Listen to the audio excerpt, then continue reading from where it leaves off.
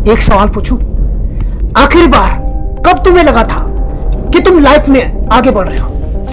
याद नहीं है ना? क्योंकि तुम चल नहीं रहे हो, तुम बस सोच रहे हो, इतना सोच रहे हो कि अब स्टार्ट करने की हिम्मत भी नहीं बची। ओवर थिंकिंग इंसान को रोकता नहीं। ओवर थिंकिंग कोई इंटेलिजेंस नहीं होती, ये अनकंट्रोल्ड ब्रेन एक्टिविटी होती है। और अगर आज आपने इसे नहीं रोका तो क्या होगा पता है? ये तुम्हारी पूरी लाइफ स्लो पॉइजन की तरह खा जाएगी। आज तुम्हें यहाँ पे मोटिवेशन नहीं मिलेगा, आज मैं तुम्हें अपने दिमाग का स्विच पकड़ना सिखाऊंगा। तो अंत तक बने रहिए। ओवर थिंकिंग असल में क्या है? ओवर थिंकिंग ज्यादा सोचना नहीं है, सेम थॉट्स को 1000 एंगल से रिपीट करना है, यही ओवर थिंकिंग है। इससे डिसीजन नहीं निकलता, बस मेंटल नॉइज बढ़ती है।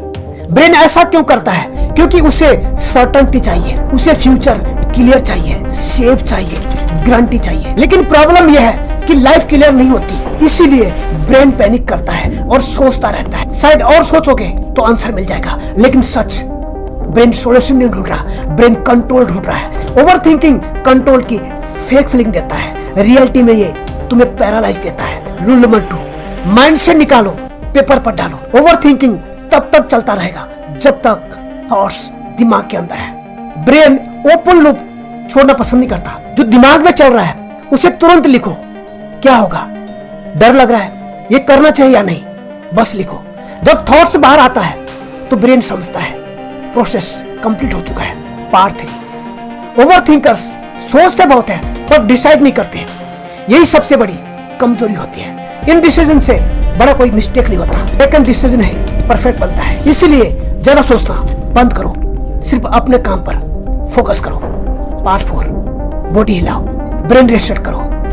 ओवर थिंकिंग हमेशा स्टैटिक स्टेट में होता है। तुम बैठे हो, लेटे हो या स्क्रीन देख रहे हो तो जल्दी मूव करो, चलो, पानी पियो, पुशअप मारो, सीढ़ियां चढ़ो। मूवमेंट मेंटल लूप तोड़ता है।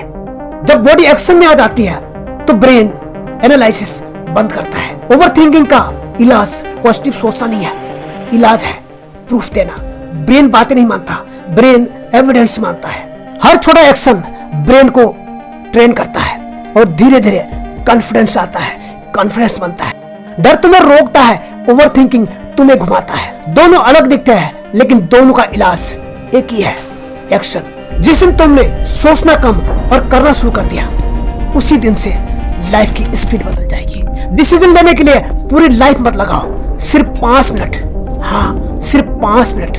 5 मिनट सोचो, उसके बाद सोचना बंद। अब चॉइस करो, क्योंकि क्लैरिटी सोचने से नहीं आती, क्लैरिटी डिसीजन लेने के बाद आती है। गलत हुआ तो बदल लेंगे, लेकिन डिसाइड ही नहीं हुआ तो कुछ बदलेगा ही नहीं। याद रखो, इन डिसीजन फेलियर से ज्यादा डेंजरस होता है। ध्यान रखना, परफेक्ट डिसीजन कहीं नहीं मिलता। डिसीजन लिया जाता है, फिर उसे परफेक्ट बनाया जाता है।